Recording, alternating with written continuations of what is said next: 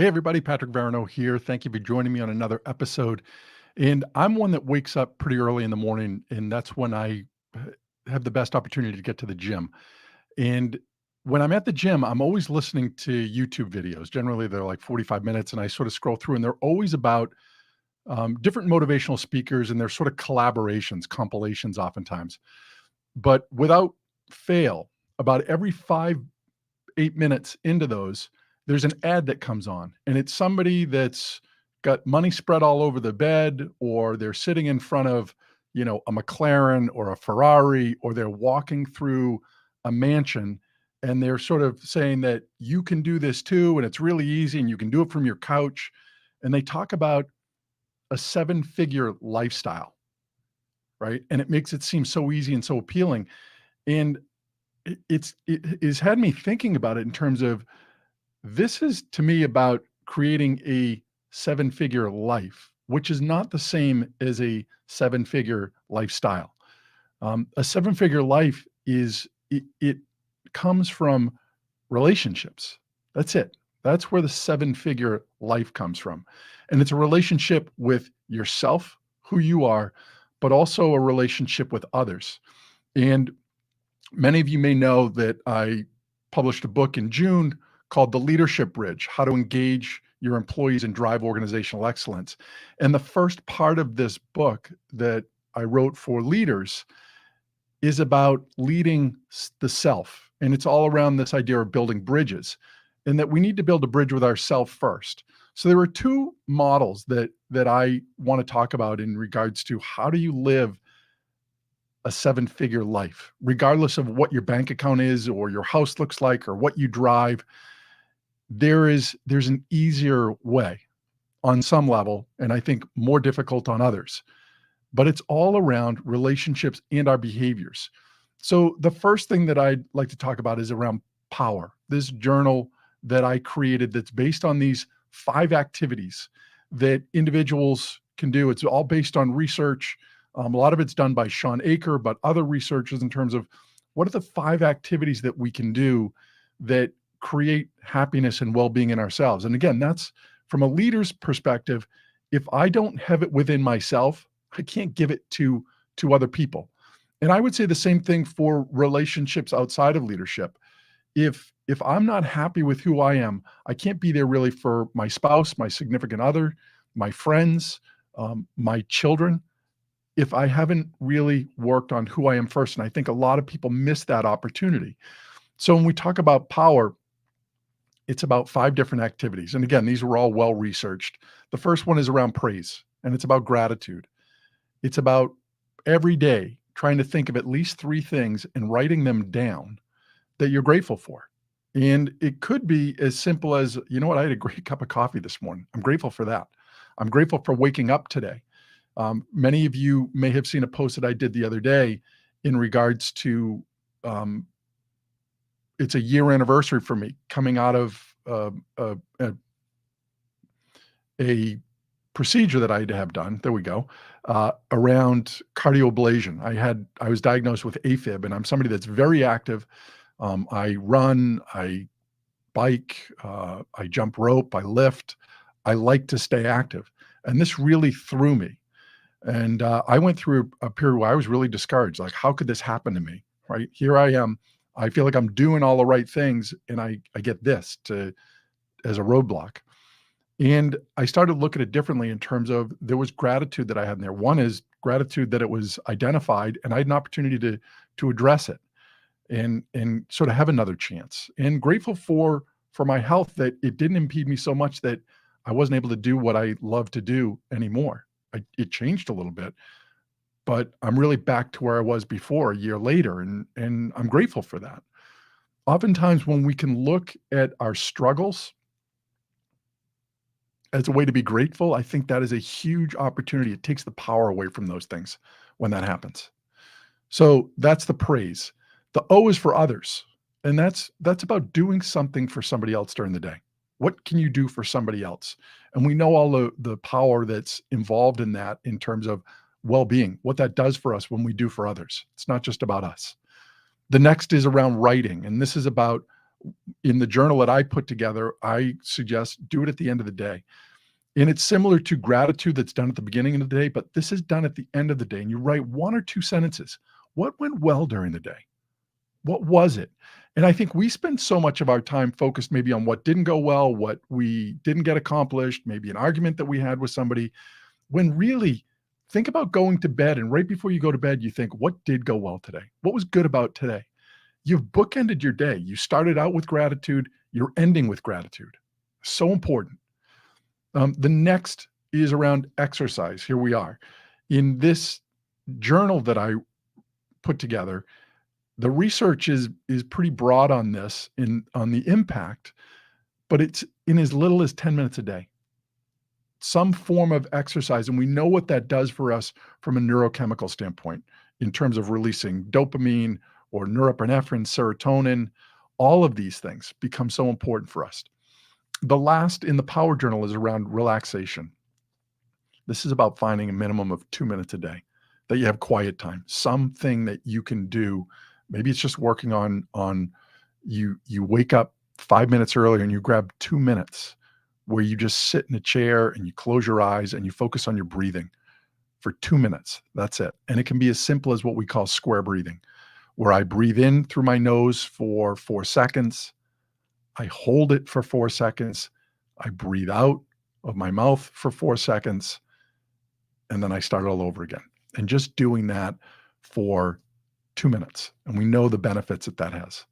So that's the first part that we talk about, right? This idea of the Power Journal.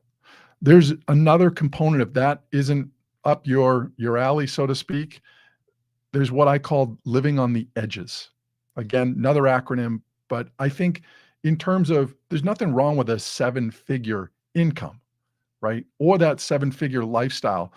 But striving to that for many people, they won't get there. They won't get to that. And not because they probably couldn't, but because they really haven't had the discipline to figure out how they're going to get there. Living on the edges is about really 5 different perspectives that you can have that I do think add to well-being too. The first one in edges is about expectation, right? It's a belief that you can get where you want to go. If it's about improving relationships, then you believe that that relationship can be improved. If it's about a better job opportunity or career opportunities, it's about a belief that yes, you deserve better. You can reach where you want to go. If it's about a 6-figure, 7-figure, 8-figure income, it has to start with this expectation that you believe that you can get there. If you don't believe it, how is it ever going to materialize? So that's the first part. The next is in edges is around D, and that's the discipline. And I think that's the part about expectation, thinking good thoughts, having a vision board. All of these things are important, but they're not what's going to get you to the finish line. It's about discipline. If you really want something, just thinking happy thoughts is not going to get you there. You've got to write this down, set goals. A great model that I have found very valuable is written by 3 authors. And the name of the book is The 4 Disciplines of Execution. I love this book. One of my favorites in this area, and I use it in a lot of the work that I do with my clients around not just goal setting, but the execution, which is what I love about that, right? So there's the discipline part. You can't just read about doing push-ups and get stronger. You've actually got to do them. So next in this edges model, right? Living on the edges, what does it take? Is the G, and we're back to gratitude again.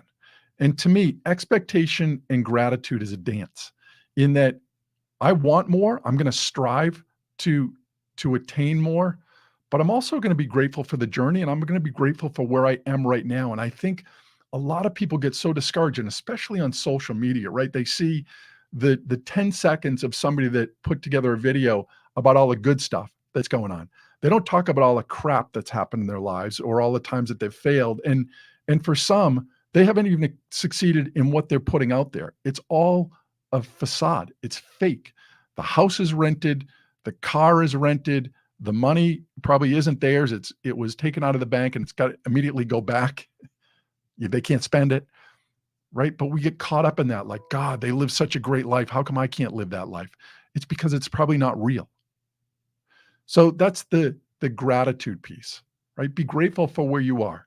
Expect to do better. Be grateful for where you are. The next is around empathy. And this is about concern and care for other people. I think this is really important in terms of our own well-being. It's to find a way to be empathetic for other people, right?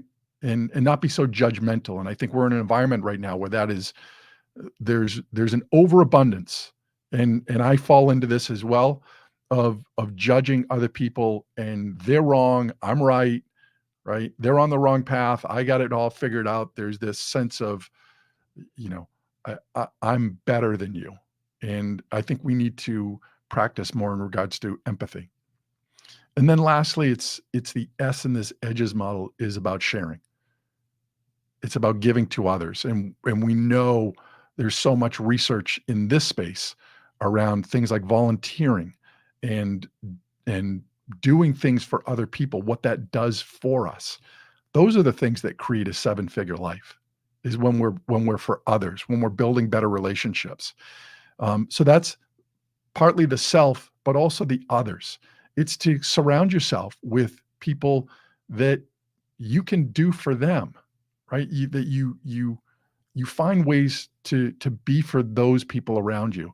And maybe you're thinking, well, I'm in a new area. I don't have friends around me. Find places that you can volunteer, right? Or organizations that you can join that are about helping other people. And you'll find you'll be around like-minded people. Those people will support you. They will become part of your network. I have 3 children.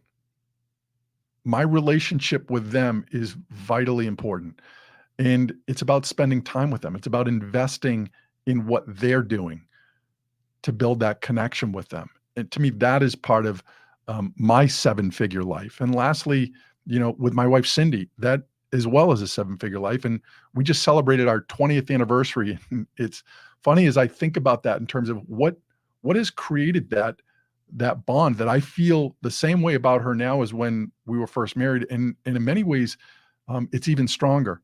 And I joke that I think one of the things that I have found that we do, is we go to the grocery store together. As silly as that sounds, I really think that has been very valuable in our relationship, in that we, on a regular basis, if we go to the grocery store, it's 45 minutes generally of time that we're not on phones, or we're on computers, or we're at work, we're distracted. It's just us pushing a cart up and down the aisle, sort of looking at what we're gonna have for groceries for the week, what we're gonna eat for dinner. Um, it's downtime, and it's time that we're connected. It's again about building that relationship, the bridges, whether it's again with your family, with significant others, with your friends. That's all that we have. That is a seven-figure life, is when you're figuring out how to build the best relationships you can with others and with self. I hope you found this helpful, valuable. I hope you're able to either find a way to implement power, or to implement something in regards to edges. And other than that, I hope you're able to as well go out there and rise above your best and